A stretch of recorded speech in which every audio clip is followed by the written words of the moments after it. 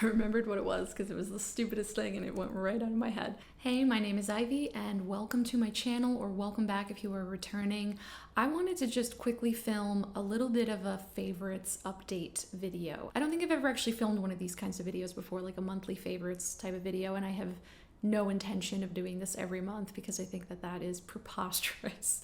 But I do have a few real recent favorites in my makeup collection that I just realized I'm reaching for a lot since I received them, and I wanted to share with you what those things are because I sometimes like to see what people's little highlight reel is, and I just wanted to share what those things are with you. So we're gonna get into it. I have a few products in kind of each category of makeup, and then I have a few non-makeup things that I wanted to share that I'm also loving. So I'm gonna start with concealer.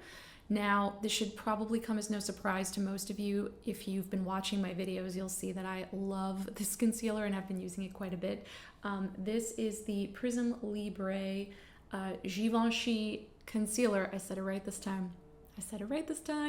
Givenchy, not Guerlain. This definitely came into my life at the right time. I was at a moment where I was using a lot of different concealers, and certainly some of them I was enjoying, but this really just kind of blew a lot of the other things that I was using out of the water. I love the moisturizing quality of it. The skin caring part of this is very accurate. It really does feel good on my skin. It feels like it's making my skin better when I use it. I don't find it drying. It's a nice combination of semi-matte but still glowy. I just have had absolutely no issues with it. I've just been enjoying it and reaching for it most days.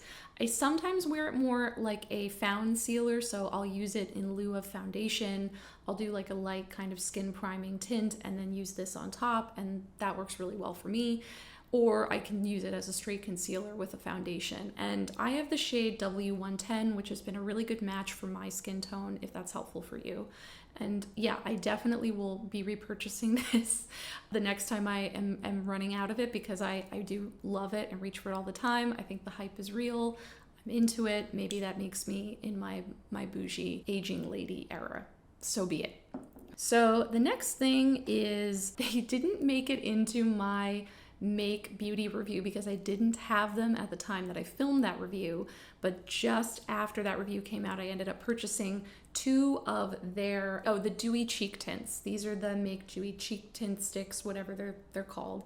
I have two shades. I have Inflamed and Slush, which I will show you both of those on my hand. I really, really have been enjoying these. I'm actually wearing a little bit of Inflamed on my cheeks today, and that's this kind of very like beautiful bright orange, reddish orange shade. I find that it's so easy to blend out, and it just gives you that really lit from within, creamy, dewy cheek without being sticky. I wouldn't say they're the most long wearing, but that is not really the intent behind them. And to be honest, I found them a little bit more long wearing than I would have even expected. And I also love this shade that I got. So the pink one on top is called Slush, and it's kind of more like a pinky purple shade. Really both beautiful. I'm certainly tempted to get more shades, but I think I'm gonna limit myself for now with the two. And I find that they really work well for kind of summer makeup, like easy, quick summer makeup. You want a bit of a glossy, dewy cheek that's not gonna totally slide off your face. They are really, really great. So I've been enjoying those and I've been reaching for them a lot. And when I'm not wearing those, honestly, I'm wearing the Make Beauty powder blushes, which I've talked a lot about. These are for sure still my like go-to powder blush. Another cheek product that I've been enjoying, I only got this recently, but it's the Clean Sheen Lip and Cheek product by Gen C, and they just came out with the new color. It's Lychee, and it is absolutely beautiful. I feel like it was the shade kind of missing from that Clean Sheen collection. It's just a gorgeous mauve-y rosy brown. It goes really well with their lip shade Margaret. If you're familiar with that matte lip shade that they have, those two pair really well together. And I feel like I wasn't reaching for the Clean Sheen products as much before I got the shade. because the shades that I had weren't ones that I just was like, they just weren't ones that I was reaching for. But now that I have Lychee, I'm reaching for them a lot more. I'm reaching for this a lot more, I should say, because the formula is beautiful. They're pigmented, they're not fully transparent. You can build them up. They have some opacity to them, but they're still nice and sheer and buildable. They're just really beautiful. The formula is great. I do find these to be pretty long wearing, especially if you powder over them. More long wearing than the Make Dewy Cheeks Tint sticks things. So anyway, I'm really glad that they came out with the shade again. I think it was the one for me that was like missing from the collection, and now that they have it, I'm wearing it all the time. I'm into it. The next thing is, so these are 2 lip blushes that I picked up from Refi Beauty. This is the first product that I've ever purchased from Refi. I've never purchased anything from them before. I've been tempted by some of their brow products just because I've heard good things. I know some people, for them, it's like their ride or die. Yeah, I don't know. I've never been super drawn to the brand until they came out with these lip blushes. Now, I have mixed feelings on these. I haven't had them for too long. I'm wearing the shade Orchid on my lips today, and I just really love how these make my lips look. I'm a bit on the fence about how they wear as far as hydration, because I feel like there's a lot of claims about this product that they're going to be really hydrating and really like skin caring. I don't totally find them to be like that. I feel like they do deliver on the blurring promise. They are extremely easy to wear. They do kind of what they say, which is like they give your lips a blushing kind of look. And I think that whenever I take photos since I've used them, I love how they look, especially Orchid. I don't know why, the shade is just so beautiful, but they do leave my lips feeling the tiniest bit dry. And I wish that they just had a little bit more of that like staying hydration feel to them. I'm not getting that dry, super duper dry feeling where your lips start to like crack or peel or anything like that. They're just, they after you wear them for a while, they kind of settle into fine lines a little bit, and they just aren't as hydrating as I'd like them to be. But I still really like them, and I'm still reaching for them a lot. And this has been my year of lip balm, or is my year of lip balm, and I feel like they fit really nicely into that category. So this is the shade Cinnamon, and then this is the shade Orchid, and they're both beautiful. Cinnamon is more of that like bricky, kind of light orangey red, and Orchid is more of a purple pink. Both really, really pretty. Again, Orchid is what I have on my lips today, and I have been enjoying wearing them, and I just wanted to chat about them because I haven't seen too many people review these products yet. I know that a lot of people are kind of interested in them. I just wanted to give my honest thoughts and opinions. I don't think that I'm going to do a dedicated video on them, but I did feel like I wanted to give them a shout out in this one, that if you like how they look on me, you might enjoy them. Just beware that you're not going to get super duper hydrated lips. The next thing I want to chat about is Viseart. Now, I've talked about Viseart a bit on my channel before. For me, they are honestly my favorite matte eyeshadows. I love the formula. I find them to be super reliable and really beautiful, really pigmented, easy to blend, easy to work with, just very satisfying. And I feel like I can always achieve the eye look that I set out to do with these matte shades. But I also feel like they have beautiful shimmers, and they don't get talked about as much for that. I mean, I understand why. They're not an independent eyeshadow brand. They're not going to come at you with a lot of like super kapow type shimmer shades, but they do have really beautiful shimmers. And I wanted specifically to talk about the 2 most recent mini palettes that I picked up from them. So this is the Viseart Petite Koi palette. It is absolutely stunning. I love it. I was totally inspired to reorganize it based on a post by Riley Seeking Ships, who reorganized hers as more of like a rainbow, and I felt like that has inspired me to use it more. And these are just really soft, beautiful washes of watercolor shimmer that, especially if you're looking for something to help you achieve very easy, simple, but beautiful eye looks, like this little baby is such a worthwhile pickup. Very inexpensive, especially if you happen to catch it during a sale. like super affordable. You don't need giant size pans. These size pans are perfect, and the pans are completely removable from these palettes so that you can organize it however you want. You can mix and match it with any of the other mini palettes that they have. I have just found this to be such a great purchase, and it was definitely initially inspired by Chloe of Chloe Enchanted. I'm going to tag her. I love the looks that she's done with this palette, and she was wholeheartedly the inspiration behind picking it up. And then the other mini palette that I have recently from them is their Petite Neutrals palette, and this one has been so useful since I picked it up. I just find that the neutral shades give you exactly the sort of ideal palette that you want for any kind of look. I reach for this all the time. Perfect for travel, perfect for mixing and matching with other shades, just like a very good workhorse palette. And again, in this size, these palettes are really affordable. So if you're looking at a brand that you might want to, think about picking up some matte eyeshadows from, or some beautiful shimmers, I definitely recommend Viseart, and I have been really enjoying these palettes. The other palettes that I want to talk about should probably come as no surprise because I have been talking about them a lot, mostly on Instagram. But the first is this palette surprised me. This is the Sea Talk palette from Odin's Eye and Lauren May Beauty. This is not super new anymore. It was part of their Perfect World collaboration. They came out with a series of 3 palettes in collaboration with 3 different influencers, Lauren May Beauty being one of them. And when the collection launched, I wasn't finding myself super drawn to any of the palettes. I thought they were all nice in their own way, but nothing was screaming at me to like pick it up. But then I started to see some people that I really love, including Cam of Clove Room, do really beautiful looks with this palette and just sort of inspire me to look at it in a different way. And then I watched Lauren's video finally where she talked about the palette and talked about the looks that she's done with the palette, and all of a sudden I find myself like totally in love with the color story in a way that I wasn't super in tune with initially. So I finally picked it up. So this is honestly one of the best eyeshadow palettes that I have picked up in a long time. I have found it to be the perfect combination of like beautiful neutral elegance with a bit of color. It's just such a well thought out palette for something that I first saw and was really struck by the fact that it seemed a little mishmashy to me.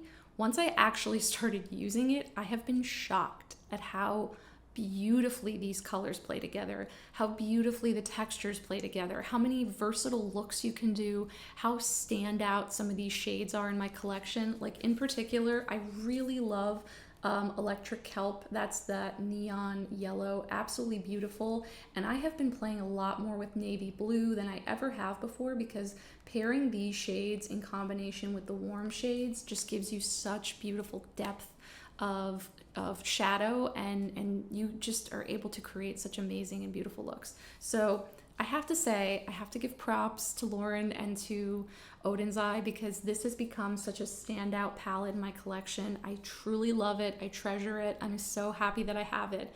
And it kind of snuck up on me because I was a little bit, I don't want to say a hater, but I was a little judgy when it came out at first. I wasn't like super drawn to it. I would say that the opposite is true of the next 2 palettes, which are also Odin's Eye palettes. I do plan to do a video in which I use both of these palettes and do some eye looks for you. It's just not going to be part of this video, but I know a lot of people were interested and did pick up their 2 newest collection palettes. There's the Stone and Rock palette, and then the Jewels and Gems palette, both the same size, and very interesting color story choices for summer because they're very atypical of the kinds of stories that you see right now with like pastels and neons and bright colors. They're more moody, almost like more of a fall kind of palette. So you can see this is the Stone and Rock palette, which I would say is much more of a grungy brown neutral color story with like pops of green. I know people keep referring to it as like a green palette with pops of neutrals, but I think it's the opposite. I feel like greens are certainly present, but it's more of like a very straight neutral palette with gorgeous arrays of texture and shine and shimmer and matte. Very reliable, very beautiful, very easy to create gorgeous looks with this. And then the Jewels and Gems palette has a similar kind of tone, just in different shades. So this is more of a sort of mauvey, purple, you know, pinky kind of palette with like touches of blue. Obviously the standout shade that kind of makes it pop a little bit more is that that purple shade, which is right over here. And yeah, this is a palette that I definitely want to play more with. I've done a couple eye looks with it and I've been really satisfied with them so far. The Oden's Eye formula is a formula that I really love. I do find their mattes to be beautiful, creamy, pigmented, easy to blend. They have gorgeous textural shimmer, more so than a lot of more mainstream brands have. This is not, I wouldn't call this quite an independent brand. I don't know how I'd categorize it. In my mind, it's like a mid-size brand where they're not super duper small. They're not only coming out with, you know, eyeshadows, they're doing other makeup as well. Their formulas are very reminiscent of some independent shadow brands. Like their textural glitters and shimmers just really deliver on that kind of like wow factor, which is one of the reasons why I love Oden's Eye. So I was immediately drawn to these when I saw them released. I definitely was not super into the packaging. I know some people don't care. They're a little rainbow for me given the actual color stories. I just would have liked something a little moodier, but it's fine. I like what's inside, and I think ultimately that is all that matters. So I'm happy that I picked these up. I'm excited, like I said, to do a video where I do some looks with these palettes, and I'm just really excited to see what Oden's Eye does next. I'm generally interested in what their brand is doing, and they do a lot of collaborations with influencers, so I'm always curious to see who their next partner is. And then the last thing that I have that's makeup related is the Natasha Denona Yucca palette. I believe I confirmed that it is indeed Yucca and not Yucca. So this is, I think everybody can probably agree, the it girl palette right now, or the it palette of the moment. This palette came out and literally not a single person wasn't talking about it. As you can see, it is this very yellow mustard grungy color story with some absolutely stunning shimmers and metallics. It is an ideal color story for me and so many people that I know and love, especially people I know with olive undertones in their skin. It's just been such a joy to play with. It's been such a joy to sort of like think and create looks with, and I've been pairing it with other palettes as well, so I found it to be really versatile. A lot of people have mentioned also that because Natasha Denona palettes are like have removable magnetic pans, that it's a great investment to get one of her palettes, because you do end up feeling like you then have the ability to use them as singles, to move them around, to pair with other shadows from other palettes of hers. And I really agree with that. I think when a brand does that, they're giving you the flexibility to play with their products. I do think that there's some real standout shades in the Yucca palette. In fact, I'm not going to swatch everything because I'm not making this like a swatching video, but I am gonna show you Plantasia, which so beautiful. Do you see that? Look at that gorgeous shade. It's just this beautiful, very light, iridescent kind of duochrome shade. I mean, it is delicious. I love it so much. Maybe I'll do one more swatch just for fun. This is Maxia, which is that really intense, beautiful kind of metallic green. And I put that right there. Hopefully it'll focus. Yeah, there you go. So that is Maxia, that like goldish green shimmer shade. So gorgeous. Yeah, the Natasha Denona formula is stellar and reliable and beautiful. I love the packaging that they did for this particular palette. It's got this like kind of soft matte texture. It has that gorgeous gradient. It's just very well thought through, and especially after there were a few things that Natasha Denona released recently that totally did not speak to me at all. The fact that this came out and really spoke to a lot of people, myself included, really just, you know, I don't know. It was an exciting moment in the world of makeup. That is all the makeup favorites that I have right now. I mean, I have a lot of things that I'm really enjoying and using, but I just wanted to take a minute to kind of hero some of the newer things that I've been playing with that have really begun to stand out in my collection, that I've been enjoying reaching for and playing with, and that I can't wait to use more of. Been loving all of those things. So next I'm going to talk about a couple of non-makeup related things, because I always think it's fun to throw those in. I know we're all here mostly for the makeup, but every once in a while it's fun to talk about other things. I cannot remember if I talked about this in another video or if I only talked about it on Instagram. I don't think I talked about it on here before, but I and my family have been using a program for daily finance tracking now for, I want to say, the better part of a year. We've been using a program called YNAB, or You Need a Budget, which is like an online budgeting tool. This is not sponsored in any way, shape, or form. It is legitimately just a program that I have found to be immensely life transforming, helpful, etc. when it comes to our finances. So when we first moved into this house, we were finding ourselves with like a whole bunch of new financial hurdles that we had never had to deal with before. We had a lot of things come up in the home that we had to deal with very suddenly, you know, things that were breaking, things that needed to be addressed. We had our regular responsibilities. We had all of these things come up, and it just started to feel as though we were both kind of losing the thread on how do we track and have transparency about what money is going in, going out, making sure we have the appropriate savings, etc. And YNAB really came in at a moment when we needed it most. It's a very simplistic budgeting tool. There are incredible YouTube videos out there that show you how to use it to its best potential. But at its core, it's basically just a place where you can look at and see all of your money in a very real way so that you are aware of your finances day in and day out. And for me, as someone that has very much struggled in the past with financial literacy and financial comfort and financial transparency, all of those things, it has just been absolutely life-changing. Both my husband and I are able to use it. We're able to see everything. You don't have to add every single account to it. So if you have credit cards that you don't want to include for whatever reason, you don't need to do that. You can use it however works for you, but it tracks all of your purchases. It has you categorize every single dollar that you have and make sure that it has a job, a home, even if that place is like, you know, savings for a beach ball. Like, you can have as many categories as you want, as many goals as you want. It's just a very easy way to be in touch with your money. And I have, again, I know I can't really overstate this. I have just found it life-changing. It's not even a new favorite. I mean, I've been enjoying this so much since I started using it a year ago, but I feel like a lot of people don't take the time to, you know, figure out what they need to do to become more financially literate. And I am just so happy that we were able to find and start using this software. I just feel like I have a much different relationship with our finances now than I ever did before, and I'm really grateful. No matter what part of life you're in, it's something that I think everybody could really benefit from. So that is one of my non-makeup related loves currently. So I think you're gonna laugh at the next one. But when I was thinking about things that are so important and loves of my daily life, I really couldn't not mention this one. So I love cold brew. I'm sure a lot of you all out there love cold brew as well.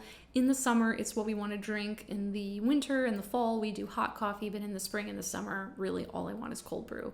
And pandemic times meant that I wasn't going out to get my daily coffee the way that I used to when I commuted every day.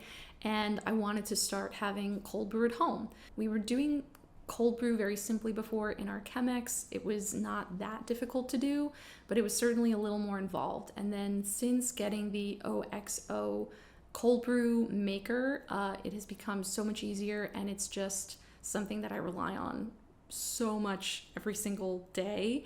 It's a very bare bones, it's not mechanical, it's just, you know, basically a strainer that makes it really easy for you to make the cold brew at night and strain it in the morning, but it's not messy, it's easy to use. You can get a whole gallon out of one, you know, big thing of it, and it works flawlessly, makes beautiful coffee, and it has meant that I can have delicious cold brew at home paired with whatever creamer I want and oat milk that I want and flavoring that I want. And it's great. It's really great. And it was just one of those little like upgrade purchases in our life that I feel like made a difference, where before it was a little messier and we were using different multiple levels of straining. This just makes it super easy. And so I feel like if any of you are struggling out there with like figuring out how to make a good cold brew work for you in your home, highly recommend it. It's great. All you need in addition to that is a grinder, and then you are good to go. So that has been another love. So the last thing that I wanted to mention is extremely random, but I really felt compelled to share because I was definitely not someone who was tracking this film when it was released and wasn't any kind of super fan, and just happened to see it because my husband got it and said, hey, I heard this is pretty okay, we should watch it. And that is the Dungeons and Dragons movie that released recently. I forget what the Dungeons and Dragons Thieves Return? No, I don't remember the name of it. I just remember that it's a Dungeons and Dragons movie. But despite the fact that I cannot remember the full name, which I will put somewhere over here, it was really good. It was just one of those movies that was really fun to watch, pretty effortlessly funny. It was like a perfect summer movie. It was so well cast. It was perfect. It was great. And it was the kind of movie that, because it was like a Dungeons and Dragons related movie, and it's not something that I particularly myself am into, I wouldn't have necessarily gone out of my way to see it, but I'm so glad that I did because it was freaking funny. It was really funny. It was really cute. It was really enjoyable. It still had a heart at the end of it. And yeah, I just think it's like, it was a great summer film. I didn't see myself watching a Dungeons and Dragons movie, but I am very happy that I did. And so if it is not on your list, I recommend that you add it, because I do think whether you're a fan or not of the game, you will really enjoy the movie. It was really good. And I found out that one of the creators or writers, I think he was a writer, not necessarily director, is the kid from Freaks and Geeks and Bones, whose name I'm also totally blanking on because my memory is shot. But that kid was part of the people that made the movie. So that's really cool. I will clarify any of the details that I'm totally forgetting right now in the description box, but yeah, it was dope. With that random last note, I want to say thank you so much for watching. I hope you enjoyed checking out some of my recent favorites. Again, I have no intention of doing this with any kind of regularity, but every once in a while, I do think it's fun to give you a little bit of a roundup of things that I'm enjoying, because you might enjoy them too. And if you did enjoy this video, definitely give it a like before you leave it, and subscribe so that you can hang out with me in future videos. There's a lot more coming. I can't wait to talk to you in the next one, and I hope that you have a great rest of your day. All right, talk soon. Bye.